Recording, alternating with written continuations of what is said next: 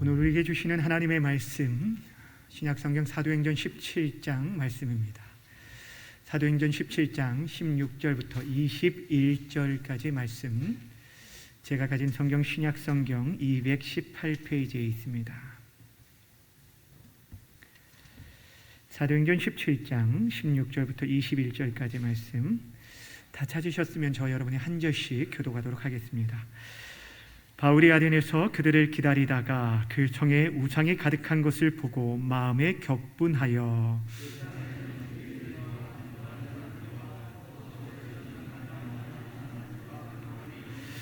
어떤 에피쿠로스와 스토아 철학자들도 바울과 쟁론할세, 어떤 사람은 이르되 이 말쟁이가 무슨 말을 하고자 하느냐 하고, 어떤 사람은 이르되 이방 신들을 전하는 사람인가 보다 하니, 이는 바울이 예수와 부활을 전하기 때문이로라.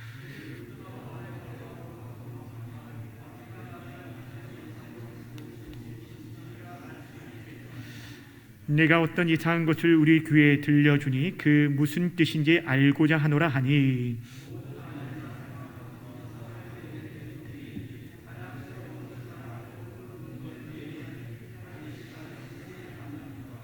아멘. 오늘 이 시간에는 바울의 거룩한 분노라는 제목으로 말씀 증거하도록 하겠습니다. 제목을 함께 따라하겠습니다. 바울의 거룩한 분노. 우리는 계속해서 사도 바울의 제2차 전도 여행길을 함께 살펴보고 있습니다.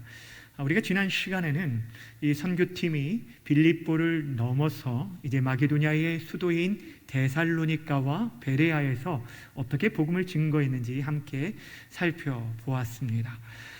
그들이 그곳에서 이 바울이 전했던 것은 다른 것이 아니라 성경 말씀을 전하였고, 성경이 우리에게 말해주고 있는 구원자 메시아가 곧 예수이심을 증거하였습니다. 그 말씀을 듣고 복음을 듣고 믿음으로 반응하여서 믿고 따르는 자들도 있었지만, 반대로 오히려 복음을 배척하고 방해하고 또한 심지어는 박해하는 자들도 있었다는 것입니다. 여러분, 바울의 선교팀이 데살로니가에서 베레아로 갈 수밖에 없었던 이유는 이 데살로니가에 있는 유대인들의 심한 박해 때문이었어요. 근데 그들의 박해는 거기서 멈추지 않고 바울이 베레아에서도 복음을 증거한다는 소식을 듣고 데살로니가에 있는 유대인들이 이 베레아까지 쫓아옴으로 인해서 어쩔 수 없이 베레아를 떠나 오늘의 본문의 배경에 되는 아덴이라는 곳까지 이르게 되었습니다. 여러분, 우리가 지금 2차 전도 여행의 과정을 좀 눈으로 확인하기 위해서 지도를 좀 잠시 보길 원하는데, 지도를 보시면 오른쪽으로부터 출발을 합니다. 시리아 안디옥에서부터 출발해서 제일 처음에 2차 전도여행 때 가지고 있었던 목적지는 소아시아 지역이었는데, 성령께서 막으심으로 인해서 그들이 비두니아로 올라가려다가 또 막으심으로 인해서 무시아를 지나서 드로아에 가게 됐습니다. 그래서 성령의 환상 가운데 마게도냐 환상을 보게 되고, 에게해를 건너서 어디로 가게 됐냐면 지금의 유럽인 마게도냐의 첫 성인 빌립보에 도착하게 되었습니다. 그곳에서 교회를 세우고, 그리고 그곳을 떠나 데살로니가 베레아로 가게 됐고, 여러분 보시면 이 베레아에서 이제 배를 타고 어디까지 이르게 되냐면 아덴까지 이르게 됐어요. 잘 보이지 않는데 좀 확대해서 다시 그 다음 장 보여주실래요? 자, 보시면 지금 좀 보이시나요? 네. 빌립보, 데살로니가, 베레아에서 그다음 이제 파란 선이 우리가 이제 오늘 보게 될 이 아덴으로 오게 된 장면입니다. 이제 닫아주시면 되겠습니다. 여러분, 이렇게 어찌 보면 쫓겨나는 듯한 그런 사역이었음에도 불구하고 중요한 것은 그때 심겨진 복음의 씨앗이 결국에 그 유럽 지역에 복음의 터전이 되어지고 가는 곳마다 교회가 세워질 수 있었다라는 사실입니다. 여러분, 이것이 중요합니다. 이것은 지금 이 시대에도 우리가 여전히 복음을 증거해야 할 이유가 된다는 것입니다. 지금 어느 때보다 교회와 복음에 대한 극렬한 반대에 부딪히고 있는 상황이지만, 그럼에도 불구하고 우리가 눈물을 흘리면서라도 복음의 씨를 뿌리게 되면 언젠가는 반드시 기쁨으로 단을 거둘 날이 있기 때문에 우리는 포기하지 않고 특별히 우리 주님께서 내가 너희와 항상 함께하겠다라는 이 약속의 말씀을 붙들고 우리가 복음을 증거하면 하나님께서 반드시 일하여 주실 줄 믿습니다. 바라고 원하기는 우리 교회가 정말 주님 오실 때까지 가르치고 전파하고 어떤 교회요? 치유하는 교회로서의 사명을 잘 감당할 수 있기를 주님의 이름으로 축원합니다.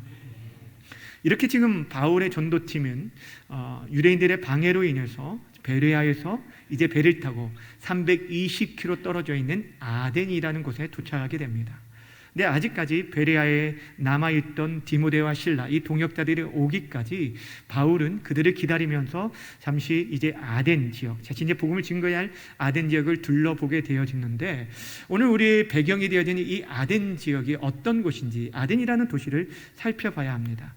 여러분, 아덴은 지금의 그리스 수도인 어디예요? 아테네가 이 아테네. 원래 이 지명은 그리스의 전쟁의 여신인 아테나에서 유래되었습니다. 당시 이 아덴은 철학과 지성의 도시로서 철학뿐 아니라 이 헬라 문화의 중심지였습니다. 우리가 잘 알고 있는 철학자가 누가 있어요? 소크라테스, 아리스토텔레스, 플라톤, 이들이 다 이곳에서 활동을 했고, 철학뿐 아니라 연극, 또 문학, 예술이 발달된 도시가 바로 이 아덴입니다. 바울이 활동했던 당시는 이미 이 아덴이 로마의 지배 아래, 정치적 지배 아래 있었지만 여전히 그 문화는 헬라 문화가 꽃피고 있었던 그런 도시여서 당시 로마 사람들이 죽기 전에 반드시 꼭 가봐야 하는 도시로 뽑았던 첫 번째 도시가 어디였냐면 바로 이 아덴이었어요.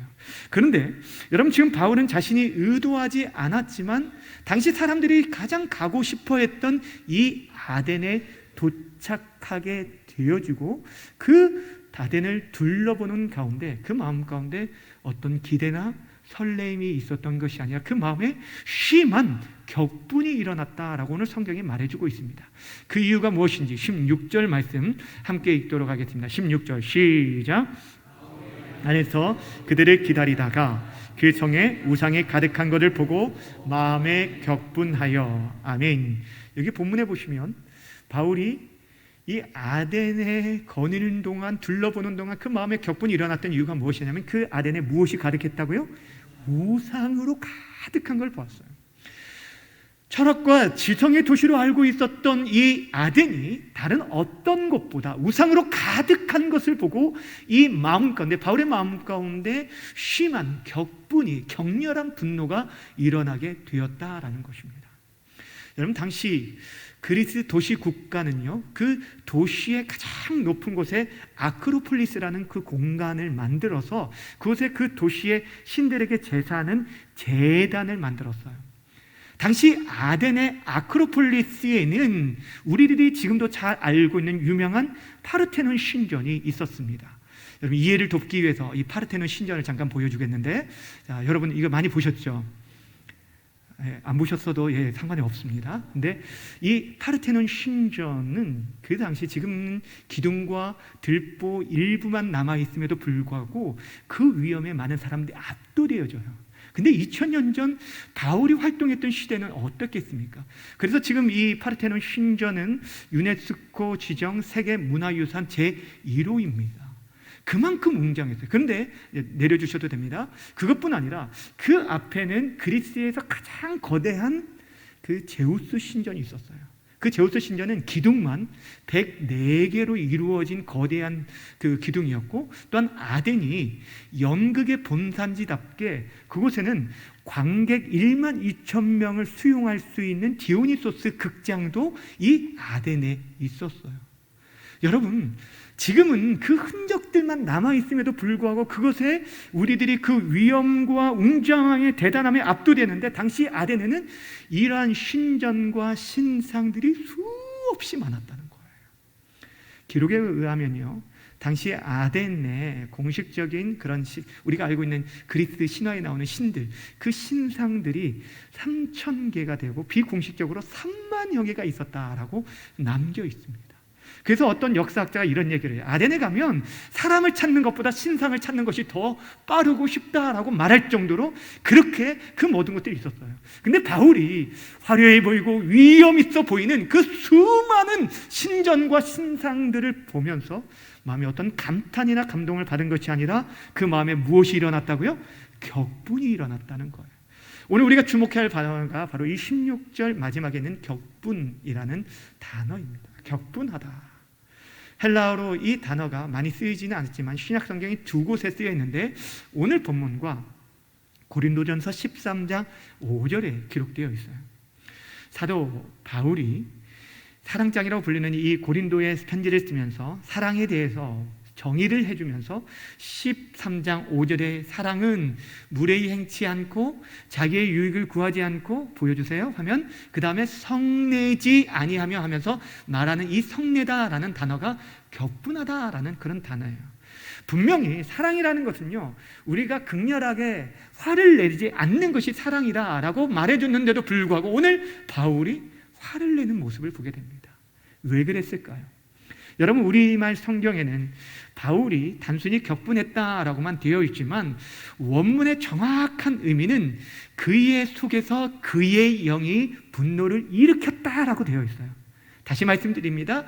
그의 속에서 그의 영이 분노가 끌어올랐다. 여러분, 무엇을 말하냐면 이 분노의 주체가 바울이 아니라 그 안에 있는 성령 하나님께서 그 분을 일으키셨다는 거예요. 그러니 이 바울의 격분은 인간적인 육체적인 격분이 아니라 성령 하나님께서 주신 거룩한 분노였다라는 사실입니다. 이 동일한 단어가 구약 성경에도 여러 차례 기록이 되어 있어요. 여기서 구약 성경이라는 것은 원래 히브리어로 되어 있는 이 성경이 최초로 헬라어로 주전 3세기에 70인역으로 번역됐는데 이 70인역에 보면 이 똑같은 파록시노라는 이 격분하다라는 이 단어가 여러 곳에 써 있는데, 근데 한결같이 어떤 경우에 쓰였냐면 이스라엘 백성들이 하나님을 떠나서 우상을 숭배할 때 하나님께서 그들에게 대해 가진 감정을 표현할 때 이 단어를 썼어요.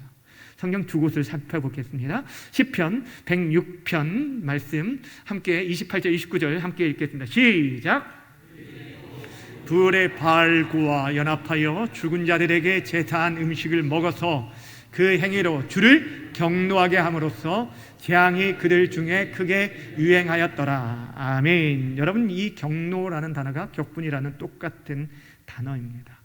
이 말씀은 민수기 25장을 배경으로 하고 있는데 이스라엘 백성들이 쉿딤에서 모압 여인들과 행음을 합니다. 그리고 그들이 섬기는 모압의 바알불이라는 신을 숭배함으로 인해서 이들에 대해서 하나님께서 어떤 감정을 가지셨다고요? 그들에 대해서 격부하셨다, 경노하셨다라고 말하고 있어요. 신명기 9장 말씀도 함께 보겠습니다. 제가 읽어드립니다. 신명기 9장. 내가 본즉 너희가 너희의 하나님 여호와께 범죄하여 자기를 위하여 송아지를 부어 만들어서 여호와께서 명령하신 돌을 빨리 떠났기로 내가 그 두 돌판을 내 두 손으로 들어 던져 너희의 목전에서 깨트렸노라. 그리고 내가 전과 같이 40주 40야를 여호와 앞에 엎드려서 떡도 먹지 아니하고 물도 마시지 아니하였으니 이는 너희가 여호와의 목전에 무엇을 행하고요? 악을 행하여 그를 경노하게 하여 크게 죄를 지었습니다. 여러분, 이 사건이 어떤 사건인지 아시겠습니까?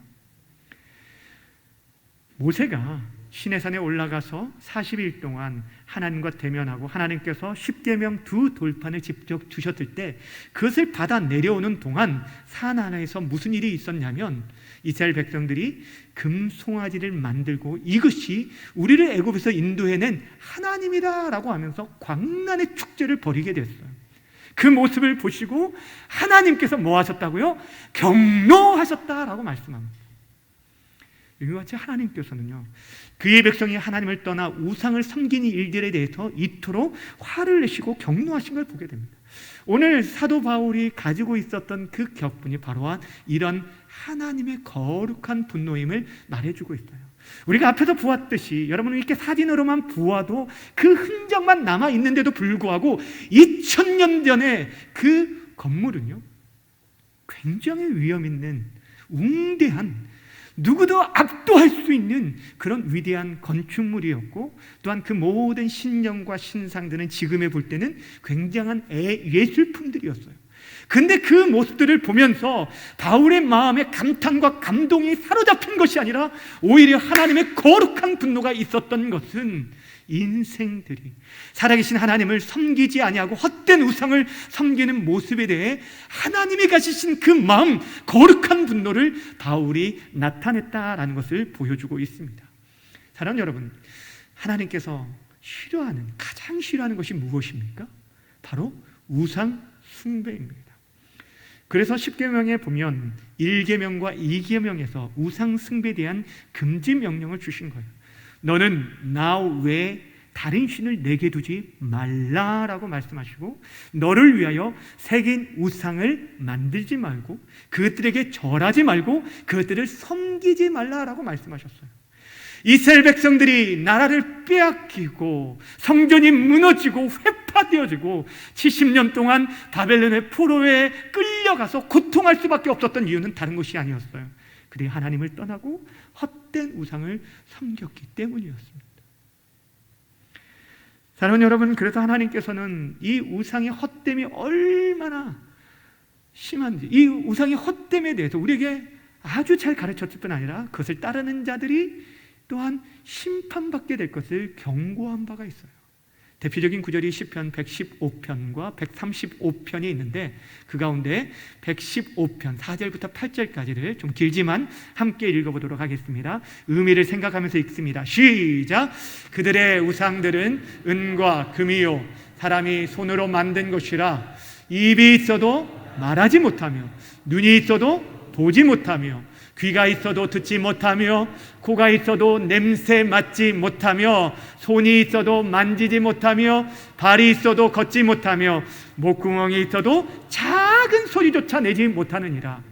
우상들을 만드는 자들과 그것을 의지하는 자들이 다 그와 같으리로다. 아멘. 무엇을 말씀하고 있습니까? 우상은 한마디로 아무것도 아니라는 것. 아무것도 아닌 헛된 것을 만드는 자나 그것을 의지하는 자는 그와 같이 망하게 될 것을 우리에게 경고한 바가 있습니다. 중요한 게 무엇입니까? 오늘 바울이 우상들을 보면서 하나님의 마음으로 분노했던 것처럼, 거룩한 분노가 그 안에 일어났던 것처럼, 우리 또한 이 세상에 만연된 우상들을 보며 하나님의 그런 거룩한 분노를 나타낼 줄 알아야 한다는 거예요. 여러분, 우리가 사랑하는 우리 주님께서도요, 그렇게 온유함과 겸손하신 인자와 사랑이 많으신 우리 주님께서도 이런 거룩한 분노를 나타내신 일이 있었던 걸 우리 알고 있지 않습니까? 예수님께서 십자가의 사역을 감당하기 위해서 예루살렘에 올라가셨을 때 가장 먼저 들리셨던 곳이 바로 예루살렘 성전이었습니다. 근데 그 성전에는 종교 지도자들이 돈에 눈이 어두워서 희생 제물의 장사꾼들과 돈을 바꿔주는 환전상들을 성전의 그 마당까지 끌어들이게 되었습니다. 만민이 기도해야 할, 또한 만민을 위해서 기도해야 할 그런 거룩한 성전이 강도의 소굴로 바뀌게 된 것입니다. 여러분, 그때 하나님, 우리 주님께서 그들을 어떻게 대하셨는지 여러분 잘 알고 있지 않습니까? 여러분, 우리 주님께서 돈의 우상 삼아 거룩한 성전의 강도의 소굴로 만들어버린 그들에 대해서 다만 그냥 참아주고 용납하고 이해하고 덮어준 것이 아니었어요. 오히려 화를 내셨어요. 채찍을 만들어서 그들을 성전에서 쫓아낼 뿐 아니라 그들의 좌판과 의자를 뒤집어 엎으시면서 아주 크게 화를 내셨다는 것, 이것이 하나님의 거룩한 분노입니다. 사랑하는 여러분, 여러분의 그런 하나님의 분노가 있습니까? 여러분, 이 세상을 한번 둘러보시기 바랍니다. 이 세상에 눈에 보이는 그런 신상들은 세워져 있지 않는 것처럼 보이지만 모든 주변에 온갖 우상들로 가득한 것들을 보게 됩니다. 우리가 첨단 과학 문명 시대에 살고 있다라고 말하지만 여전히 많은 사람들이 사주팔자 운명에 붙들려 살아가는 것들을 보게 됩니다. 여러분, 우주선을 띄우는 미국 항공우주국인 나사예요. 한국 과학자들이 들어가서 고사를 지낸 일이 있다는 걸 여러분 아십니까? 지금도 여전히요, 새로운 비행기를 우리가 구입해 오면 첫 비행을 앞두고 그 앞에 돼지머리를 얹혀놓고 앞에 두고 고사를 지내는 일이 지금도 비일비재하다는 거예요. 이것이 지금 이 나라의 우리의 현실이에요. 그것은 이전부터 다 해왔던 전통입니다 라고 말할 수 있을지 모르지만, 이런 것들에 대해서 이 땅에 하나님이 아닌 헛된 것들에 아직까지도 마음과 생각을 빼앗겨 살아가는 인생들을 향해서 우리 안에 어떤 마음이 품어야 한다는 거예요? 하나님의 거룩한 분노가 있어야 한다는 거예요. 여러분, 지금 이 시대를 지배하고 있는 가장 강력한 우상이 무엇인지 여러분 잘 아실 거예요. 바로 만몬입니다. 돈입니다. 돈이라는 우상 앞에 윤리도, 도덕도, 정의도, 여러분 인간관계도, 혈연관계까지 모두가 지금 다 무너져 있는 것을 보게 돼요. 돈을 위해서라면 물불을 가리지 않습니다. 자신의 양심도 조금도 여러분 그것들 힘들어하지 아니하고 그냥 과감히 버리고, 때로는 자신의 영혼까지도 벗어버리는 그런 무서운 시대에 우리가 살아가고 있다라는 것입니다. 그런데 여러분, 우리 주변에는 돈이라는 우상만 있는 게 아니에요. 목사님, 저는 돈에 대해 자유합니다 라고 말하는 분들도 있을지 모르지만, 우리 안에 이름에 대한 권세, 나를 좀 더 알아주지 않고요, 나를 대접해주지 않으면 그것들로 인해서 화가 납니다. 성공이라는 우상, 쾌락이라는 성에 대한 우상, 술이라는 우상, 아니 자기 자신이라는 그 우상으로 이 세상이 너무너무 가득하다는 것. 성공을 위해서, 돈을 위해서 정말 이 시대가 살아가는, 그래서 쾌락 사랑하기를 하나님보다 더 사랑하는 시대에 저뿐 아니라 우리의 자녀들이 살아가고 있다라는 것입니다. 바로 이런 시대에 우리 마음과 우리의 자녀들의 마음이 하나님이 아닌 세상의 가치와 세상의 이 시대 정신에 미혹되어 살아가고 있는 이런 시대를 보면서 우리 안에 바울과 같은 거룩한 마음을 품고 이 시대를 향한 하나님의 사명대로 회복하고 엎드리며 나아가야 한다라는 것입니다.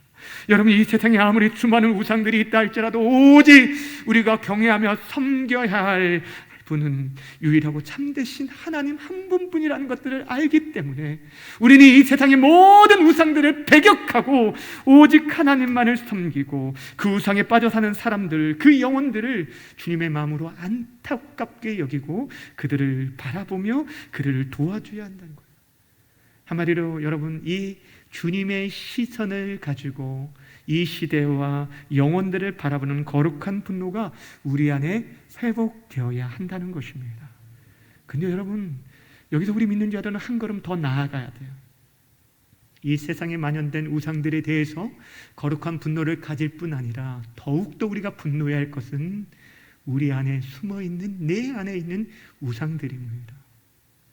세상에 보이는 우상보다 더 무서운 것은요, 내 안에 자리 잡고 있는 나도 모르는 그런 우상들입니다. 여러분, 우상이라는 게 무엇입니까? 쉽게 말하면 우상은 하나님보다 더 사랑하는 것을 말합니다. 하나님보다 더 우리의 마음을 빼앗게 하는 것들, 그것이 무엇이 되든지, 그것이 주식이든 그것이 자녀이든 여러분의 건강이든 물질이든 그 모든 것이 우상이라고 성경은 우리에게 경고해 주고 있습니다. 여러분 마음은 어떻습니까? 여러분, 이 세상의 헛된 것들을 바라보면서, 이 우상들을 바라보면서 그에 대한 거룩한 분노를 일으키지 못하고 오히려 침묵하고 있다라는 것들은 그 우상들에 우리가 동조하고 있을 뿐 아니라 이 시대 정신에 사로잡혀 있다는 것을 보게 됩니다. 이 거짓된 세상을 살아가는 데 있어서 마음이 조금도 불편하지 않아요.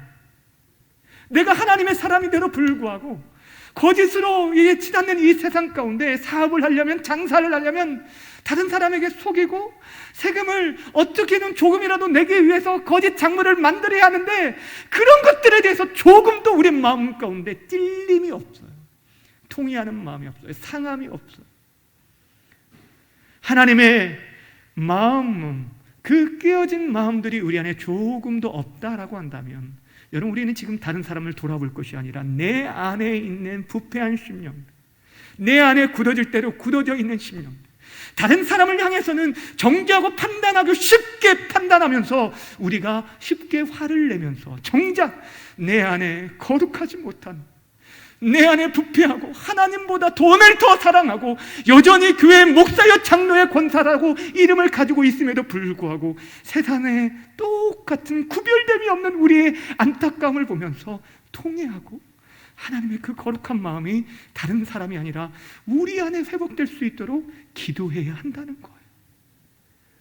그래야 우리가 살아갈 뿐 아니라 우리로 인해서 다른 사람을 살릴 수 있는 것입니다. 사랑하는 여러분, 바라고 원하기는요, 이제 화려하고 웅장해 보이는 그것들로 포장되어 있는 이 우상, 이 세상의 우상 앞에 여러분이 굴복하거나 마음을 빼앗기지 않고 오히려 하나님의 거룩한 마음을 회복함으로 말미암아, 거룩한 분노를 회복함으로 말미암아 여러분들의 삶 속에서 정말 하나님의 거룩하심을 드러내므로 여러분 때문에 여러분의 가정이, 여러분의 교회가, 우리 교회와 이 나라 민족이 다시 한번 살아날 수 있는 귀한 은혜가 있기를 주님의 이름으로 간절히 축원합니다. 참 감사한 것은 오늘 본문의 바울은요, 이 아레네 질비에 있는 신상들을 보고 마음의 격분을 가졌는데 그 격분으로만 끝나지 않았다는 거예요. 그 격분이 복음 증거의 사명으로 승화되었다라는 사실입니다. 이것이 중요합니다. 17절부터 18절 말씀 함께 보도록 하겠습니다. 시작. 회당에서는 유대인과 경건한 사람들과 또 장터에서는 날마다 만나는 사람들과 변론하니 어떤 에피쿠로스와 스토아 철학자들도 바울과 쟁론할세 어떤 사람은 이르되 이 말쟁이가 무슨 말을 하고자 하느냐 하고 어떤 사람은 이르되 이방 신들을 전하는 사람인가 보다 하니 이는 바울이 예수와 부활을 전하기 때문이러라. 아멘. 여러분, 바울이 무엇을 하였다고 말하고 있습니까? 그는 그 마음에 일어난 분노를 가지고 그 격분을 다른 어떤 곳에 표출시킨 것이 아니라 오히려 복음 증거의 동기로 삼았다라는 것입니다. 그래서 만나는 유대인들과 경건한 자들에게는 회당에서 가르치고, 여기서 변론했다라는 것은 강론했다는 단어와 똑같은 단어예요. 그리고 매일의 장터에서 만나는, 광장에서 만나는 사람들과 변론하면서 예수와 부활을 전해주었다는 것입니다. 여러분, 이것은 무엇을 말해주고 있냐면 이 시대에 하나님의 거룩한 분노를 품은 우리들이 이 시대를 향해서 가장 해야 할 일은 다른 것이 아니라 복음 증거임을 가르쳐주고 있습니다.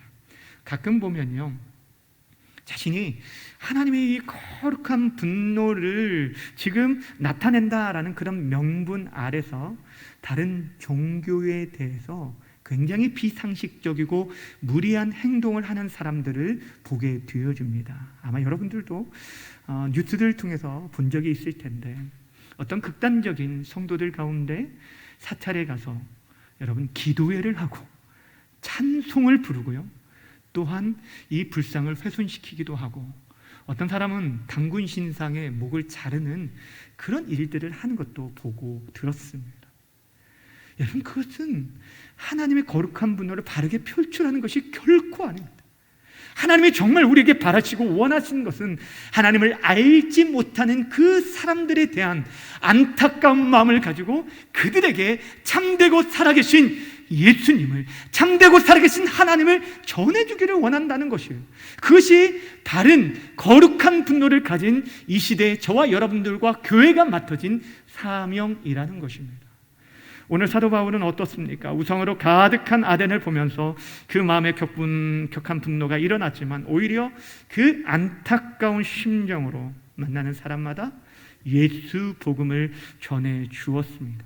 특별히 당시 최고의 지성인들인 철학자들 앞에서도 전혀 위축되거나 주눅들지 않고 그들에게 담대하게 예수와 부활을 전할 수 있었던 것은 모든 사람, 어떤 사람을 막론하고 모든 믿는 자에게 복음이 하나님의 능력이 됨을 알기에, 복음은 모든 사람들을 구원하는 하나님의 능력이 됨을 믿었기 때문에 예수 그리스도에 대한 흔들리지 않는 그 믿음으로 인해서 그는 누구 앞에서도 당당하게 복음을 전할 수 있었던 것입니다. 그로 인해 결과적으로 이제 아덴에서 정식적으로 그 아덴 사람들에게 예수에 대해서, 하나님에 대해서 증거할 수 있는 기회를 얻게 되었습니다. 19절 20절 말씀 함께 보겠습니다. 시작. 그를 붙들어 아래의 바옥으로 가며 말하기를 내가 말하는 이 새로운 가르침이 무엇인지 우리가 알 수 있겠느냐. 내가 어떤 이상한 것을 우리의 귀에 들려주니 그 무슨 뜻인지 알고자 하노라 하니. 아멘. 당시 아덴 사람들은 이 철학으로 인해서 늘 새로운 사상에 대해서 목말라 있었습니다. 그런데 그래 지금 바울이 전하는 소식, 이 얘기를 듣고 나서 어떻게 얘기하냐면 내가 말하는 이 새로운 가르침이 무엇인지 우리에게도 알려달라라고 하면서 당시에 중요한 재판들을 열었던 아레오바고라는 큰 광장에 데리고 바울을 세우고 아덴 사람들 앞에서 정식적으로 복음을 증할 수 있는 기회를 그에게 허락해 주었다라는 사실입니다. 그리고 그 아레오바고에 가서 바울이 전한 메시지가 무엇인지는 우리가 다음 시간에 함께 살펴보도록 하겠습니다. 주 안에 사랑하는 여러분, 오늘 우리는 바울이 아덴을 둘러보면서 그 마음에 가졌던 마음의 격분에 대해서 함께 살펴보았습니다. 그의 마음의 격분은 인간적인 격분도 육체적인 격분도 아닌 성령 하나님께서 그 마음에 주신 거룩한 분노였다라는 사실입니다. 여러분은 어떻습니까? 여러분들은 정말 이러한 주님의 거룩한 분노를 가지고 살아가고 계십니까? 여러분이 최근에 화를 내신 적이 언젠지를 한번 생각해 보시고 무엇 때문에, 어떤 일로, 무슨 이유로 화를 내셨는지 한번 생각해 보시길 바랍니다. 내 마음에 화가 나요. 다른 사람이 용서가 안 돼요. 근데 그것이 정말 주님 때문인지 내 안에 자존심 때문인지 점검해 보라는 거예요. 여러분, 우리들은 너무너무 화를 잘 냅니다. 격분합니다. 코로나 장기화 되어지면서 믿는 자나 믿지 않는 자 할 것 없이 정말 사람들이 조금만 건드면 그 화가 얼마나 치밀어 오르는지 정말 무서운 시대에 우리가 살아가고 있습니다. 그런데 우리 믿는 자들은 내 안에 이 분을 삼키라고 얘기하는 게 아니에요.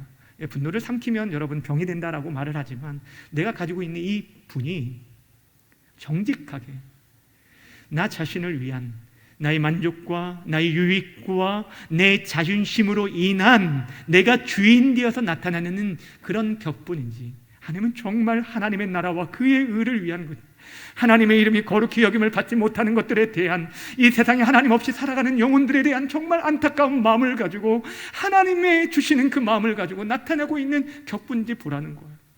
우리 인간이 나타내는 격분과 하나님이 주시는 그 마음들은 그 결과가 나타날 때 결코 다르게 나타나는 것을 보게 됩니다. 여러분이 가지고 있는 그 격분이 거룩한 의분인지를 확인해 보려면 그 결과를 보면 알 수 있어요. 그 화를 내었을 때 정말 공동체가 살아나고 다른 사람을 살리는 화인지, 아니면 내 화풀이를 정말 하고 있는 건지. 여러분, 바라고 원하기는요, 여러분 안에 그 격분이 하나님의 의분으로 바뀌어지기를 주님의 이름으로 축원합니다. 우리의 시선, 우리의 바라보는 것들이 우리 안에서 우리의 관심과 시선이 정말 하나님의 시선과 하나님의 관심으로 바뀌어질 수 있기를 바랍니다. 이 세상에 만연된 우상에 대한 거룩한 하나님의 분노, 그 분노가 분노로서만 그치지 않고 이 분노가 여러분의 사명과 헌신으로 이어질 수 있기를 바랍니다. 그래서 정말 아직도 하나님을 알지 못하는 자, 진리를 알지 못하는 자들에게 참되고 살아계신 하나님을 전해줄 수 있기를 바랍니다. 무엇보다 다른 사람에 대한 평가, 다른 사람에 대한 정죄와 판단으로 인해서 쉽게 화를 내기보다 내 안에 굳어질 대로 굳어져 있는 냉랭한 우리 심령에 대해서 거룩함을 추구하지 않고 하나님에 대한 사랑들이 잃어가는데도 불구하고 여전히 괜찮다고 여기는 우리 안에 부패된 심령에 대해서 정말 안타까운 마음을 가지고, 또한 여전히 죽어가는 영혼들을 보며 나의 사랑하는 자녀들을 향해서 말씀을 들음에도 불구하고 복음을 전하지 못하고 그들을 위해서 기도하지 못하는 우리의 굳어진 냉랭한 심령들을 위해 거룩한 분노를 가지고 다시 한번 하나님, 우리의 마음에 거룩한 마음을, 거룩한 분노를 회복시켜 달라고 기도함으로 말미암아서 이 시대에 어떤 거대한 사상과 우상이 이 시대에 불어닥친다 할지라도